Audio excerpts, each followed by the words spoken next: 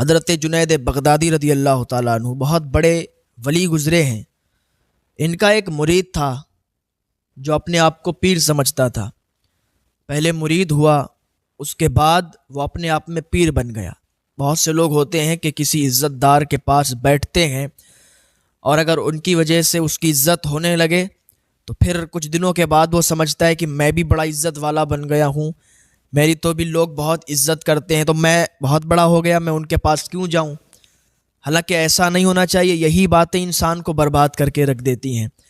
لوگ اپنے آپ میں بڑا سمجھنے لگتے ہیں، حالانکہ ان کے اوپر لوگ ہوتے ہیں۔ کبھی بھی اپنے آپ کو بڑا انسان تصور نہ کریں، بلکہ ہر وقت اپنے بڑوں سے چھوٹے بن کے رہیں۔ اپنے بڑوں سے چھوٹے بن کے رہیں تو اس میں ہی عزت ہوگی، اور اگر اپنے بڑوں سے بڑے بن کر رہے تو پھر بربادی ہے، عزت نہیں ہے۔ تو حضرت جنید بغدادی کا ایک مرید تھا جو آپ سے مرید ہوا، اور تھوڑے دنوں کے بعد وہ اپنے آپ میں پیر بننے لگا کہ میں پیر ہوں۔ تو ایک دن حضرت جنید بغدادی رضی اللہ تعالیٰ عنہ اس کے پاس گئے کہ بھائی کیا معاملہ ہے، اپنے آپ کو پیر بتاتے ہو، کسی کے پاس بیٹھنا پسند نہیں کرتے ہو، کیا بات ہو گئی؟ تم تو پہلے تو بہت آتے تھے ہمارے پاس، لیکن اب آنا ہی بند کر دیا۔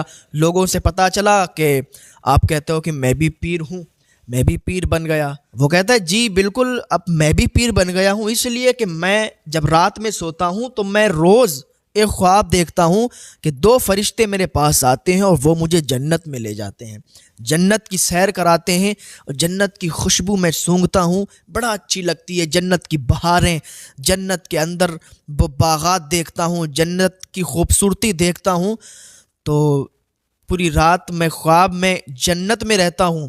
اس لیے میں سمجھتا ہوں کہ میں بھی اللہ کا بہت بڑا ولی بن چکا ہوں، جو ہر رات مجھے خواب آتا ہے اور میں جنت میں چلا جاتا ہوں۔ حضرت جنید بغدادی نے فرمایا اچھا ایسی بات ہے، تم رات میں خواب دیکھتے ہو اور جنت میں چلے جاتے ہو؟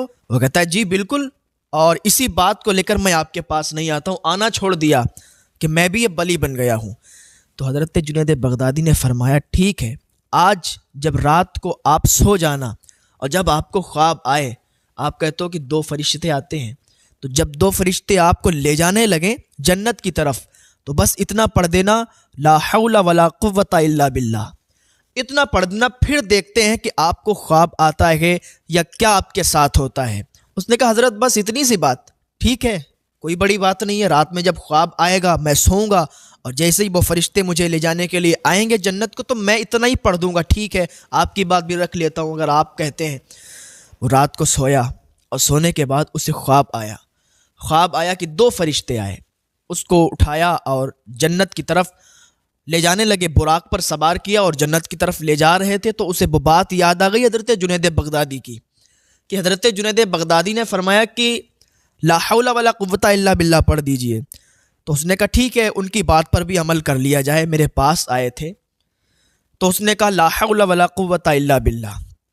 جب اتنا پڑھا تو کیا دیکھتے ہیں، جو براق پر لے جا رہے تھے، جو فرشتوں کی شکل میں آئے تھے، وہ دوڑ پڑے، اس کو وہیں پھینکا، اس کو وہیں پر گرایا اور انہوں نے دوڑ لگا دی۔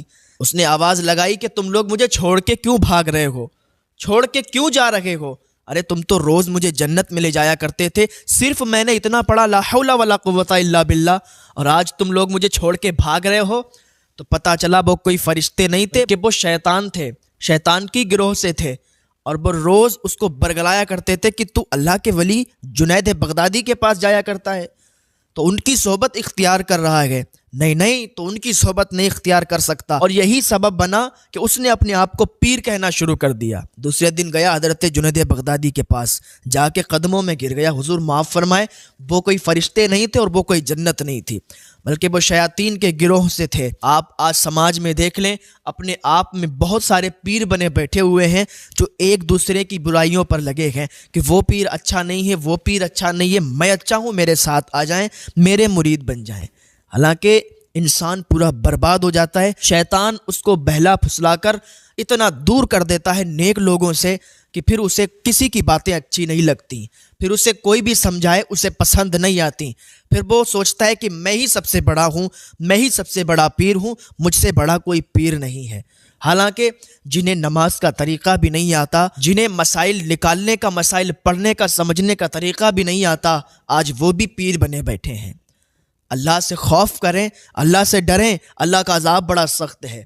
ہر اس انسان کو سامنا کرنا پڑے گا اللہ کے عذاب سے جو اللہ کی بغاوت کرتا ہے، اللہ کی نافرمانی کرتا ہے۔ یاد رکھیں، اللہ کی طرف آنے سے آپ کو وہی روکے گا جو شیطان ہوگا، جو شیطان والا ہوگا۔ جو ایمان والا ہوگا وہ اللہ کی طرف آنے سے آپ کو کبھی نہیں روکے گا، نماز پڑھنے کے لیے آپ کو کبھی نہیں منع کرے گا، نیک عمل کرنے کے لیے کبھی نہیں منع کرے گا، اچھے لوگوں کی صحبت اختیار کرنے سے آپ کو کبھی منع نہیں کرے گا۔ جو یہ کہے کہ اس کے پاس میں جانا وہ برا ہے، حالانکہ وہ اچھا ہو، وہ ایمان والا ہو، نیک ہو، تو سمجھ جانا کہ یہ ہمارا نہیں ہے، شیطان والا ہے جو اچھے لوگوں کی صحبت سے ہمیں دور کرتا ہے، اچھے لوگوں کے پاس بیٹھنے سے ہمیں منع کرتا ہے۔ جو انسان اپنے آپ کو بچا نہیں سکتا، جو انسان اپنے آپ کو سنبھال نہیں سکتا، وہ لوگوں کے پیر بنے بیٹھے ہیں اور وہ لوگوں کو مرید کر رہے ہیں۔ اللہ پاک کی بارگاہ میں دعا ہے اللہ نیک عمل کی توفیق عطا فرمائے۔